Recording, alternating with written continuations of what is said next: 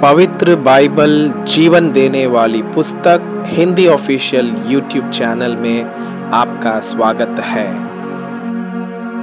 हमारे वीडियो प्रतिदिन प्राप्त करने के लिए कृपया हमारे चैनल को सब्सक्राइब करें और नोटिफिकेशन आइकॉन भी दबाएं। आज का पवित्र बाइबल पाठ यहोशू के पुस्तक अध्याय 3। इस्राएलियों का यरदन पार करना। यहोशू सवेरे उठा और सब इस्राएलियों को साथ ले शितीम से कूच कर यरदन के किनारे आया और वे पार उतरने से पहले वहीं ठीक गए। और 3 दिन के बाद सरदारों ने छावनी के बीच जाकर प्रजा के लोगों को यह आज्ञा दी, जब तुमको अपने परमेश्वर यहोवा की वाचा का संदूक और उसे उठाए हुए लेव्य याजक भी देख पड़े, तब अपने स्थान से कूच करके उसके पीछे पीछे चलना। परंतु उसके और तुम्हारे बीच में 2000 हाथ के लगभग अंतर रहे। तुम संदूक के निकट ना जाना, ताकि तुम देख सको कि किस मार्ग से तुमको चलना है, क्योंकि अब तक तुम इस मार्ग पर होकर नहीं चले। फिर यहोशू ने प्रजा के लोगों से कहा, तुम अपने आप को पवित्र करो, क्योंकि कल के दिन यहोवा तुम्हारे मध्य में आश्चर्य कर्म करेगा। तब यहोशू ने याजकों से कहा, वाचा का संदूक उठाकर प्रजा के आगे आगे चलो। तब वे वाचा का संदूक उठाकर आगे आगे चले। तब यहोवा ने यहोशू से कहा, आज के दिन से मैं सब इस्राएलियों के सम्मुख तेरी प्रशंसा करना आरंभ करूंगा, जिससे वे जान ले कि जैसे मैं मूसा के संग रहता था, वैसे ही मैं तेरे संग भी हूँ। और तू वाचा के संदूक के उठाने वाले याजकों को यह आज्ञा दे, जब तुम यरदन के जल के किनारे पहुंचो, तब यरदन में खड़े रहना। तब यहोशू ने इस्राएलियों से कहा, पास आकर अपने परमेश्वर यहोवा के वचन सुनो।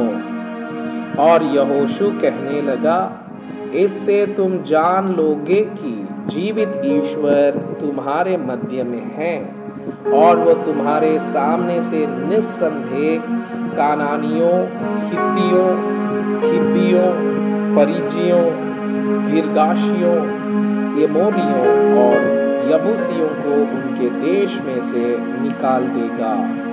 सुनो, पृथ्वी पर के प्रभु की वाचा का संदूक तुम्हारे आगे आगे यरदन में जाने पर है।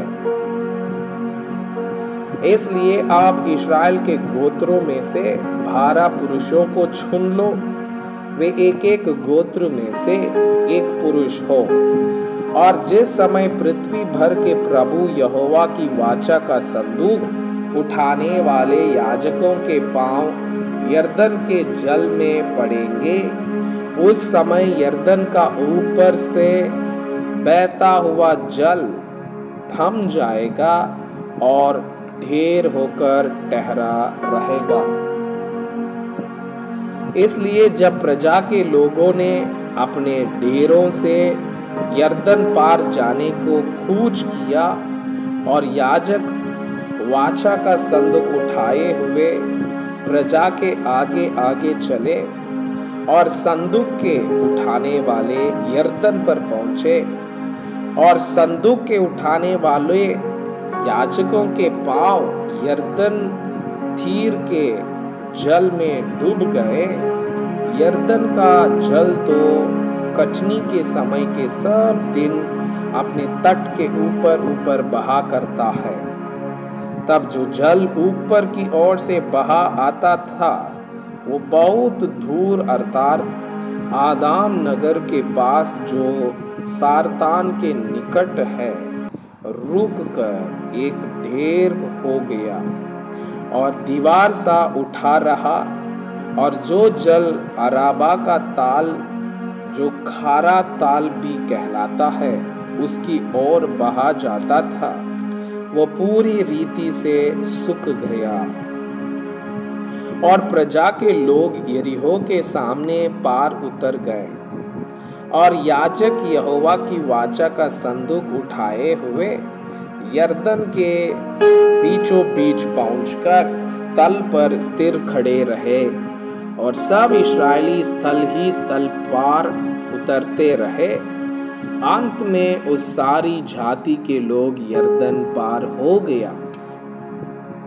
मैं आपसे यह अनुरोध करता हूँ कि कृपया आज का बाइबल पाठ को अध्ययन करें, और जिन वचनों के द्वारा आप प्रभावित हुए उसे अपने कॉपी में लिखें, और आज दिन भर इस वचनों को अपने जीवन में अभ्यास करें। परमेश्वर चाहता है कि आप उनके समान सिद्ध और